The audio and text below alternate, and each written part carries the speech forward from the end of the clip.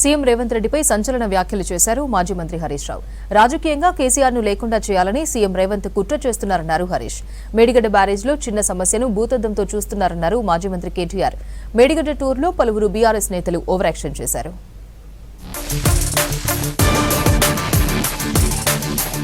అవినీతికి care of Congress అన్నారు మాజీ మంత్రి హరీష్ రావు. కుంగిన పిల్లర్లను బాగు చేయవచ్చన్నారు. బాధ్యత గల ప్రభుత్వం యుద్ధ ప్రాతిపదికన చర్యలు చేపట్టాలన్నారు. బీఆర్ఎస్ ను పడగొట్టేందుకు కాళేశ్వరం పడగొట్టే కుట్ర రేవంత్ రెడ్డి చేస్తున్నారన్నారు హరీష్. అన్నారంలో కాళేశ్వరంపై పవర్ పాయింట్ ప్రెజెంటేషన్ ఇచ్చారు బీఆర్ఎస్ ఎమ్మెల్యే కడియం శ్రీహరి.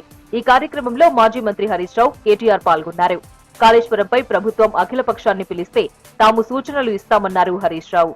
ముఖ్యంగా ఈ ప్రభుత్వాలు అనేటువంటివి ఇలా రైతుల పక్షాన ప్రజల పక్షాన పనిచేయాలి కానీ ఎంతసేపు ప్రతిపక్షం మీద బురద జల్లాలి, గత ప్రభుత్వం మీద బురద జల్లాలనేటువంటి చిల్లర ప్రయత్నాలు మానుకోవాలని చెప్పి నేను కోరుతా ఉన్నా.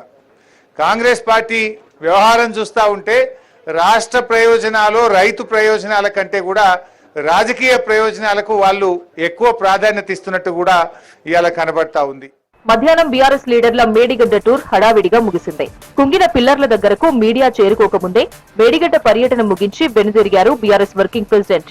అక్కడి నుంచి ఆగమేఘాల మీద అన్నారం బ్యారేజీ దగ్గరకు వెళ్లారు. బ్యారేజీ పగుళ్లను చాలా మంది ఎమ్మెల్యేలు చూడకుండానే వెనుదిరిగారు.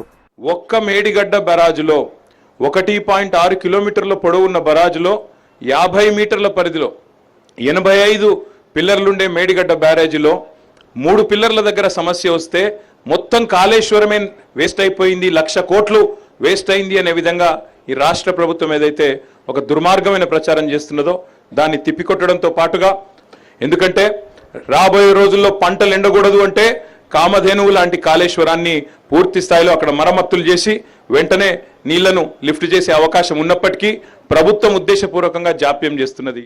మేడిగడ్డ టూర్ లో బీఆర్ఎస్ నేతలు కార్యకర్తలు ఓవర్ యాక్షన్ చేశారు. 200 మందికి పర్మిషన్ తీసుకుని కొన్ని వందల మంది దూసుకొచ్చే ప్రయత్నం చేశారు. మాజీ ఎమ్మెల్యే జీవన్ రెడ్డి అత్యుత్సాహాన్ని ప్రదర్శించారు. బ్రిడ్జి పైకి కారులో వద్దని చెప్పినా వెళ్లారు. కార్యకర్తలను గేట్ దగ్గర అడ్డుకోవడంతో కాస్త ఉద్రిక్తత ఏర్పడింది.